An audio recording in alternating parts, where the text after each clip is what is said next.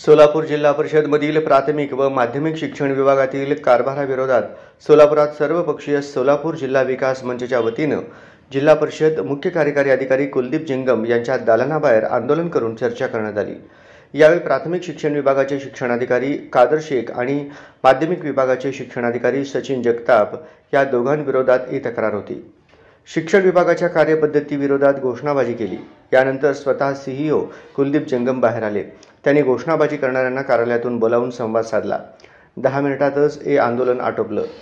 सीईओनी आम्हाला 10 दिवसात या विषयावर तोडगा काढू असं सांगितल्याचं बशीर अहमद यांनी पत्रकारांना सांगितलं। सोलापूर जिल्हा परिषद प्राथमिक शिक्षण विभागाचे कादर शेख नावाचे जे अधिकारी आहेत यांना आम्ही सांगितलं हायकोर्टाचे निर्णय आहेत, शिक्षक निवृत्त झालेले आहेत, निर्णय घ्या, आम्ही निर्णय घेत नाही, तुम्ही कंटेम्प्ट दाखल करा, अशा पद्धतीनं उर्मुट भाषा कादर शेखने केलेली आहे। मुख्य कार्यकारी अधिकाऱ्यांनी यापूर्वी 2 चौकशा समित्या नेमलेल्या आहे। चौकशी समितीचा अहवाल 15 दिवसात देण्याची तरतूद होती आदेशामध्ये। आज या ठिकाणी 3-3 वर्ष झालेलं आहे, चौकशी अहवाल दिलेला नाही। आता मुख्य कार्यकारी अधिकारी जिल्हा परिषद यांना भेटून आम्ही निवेदन सादर केलेले आहे, सगळे पुरावे दिलेले आहेत।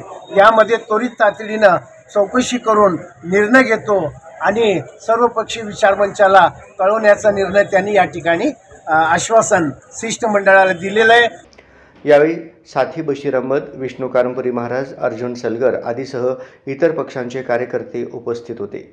जंगम यांना भेटल्यानंतर साथी बशीर अहमद यांनी माध्यमांना माहिती देताना येत्या 10 दिवसात या विषयावर तोडगा काढण्याचे आश्वासन दिले असल्याचे सांगितले।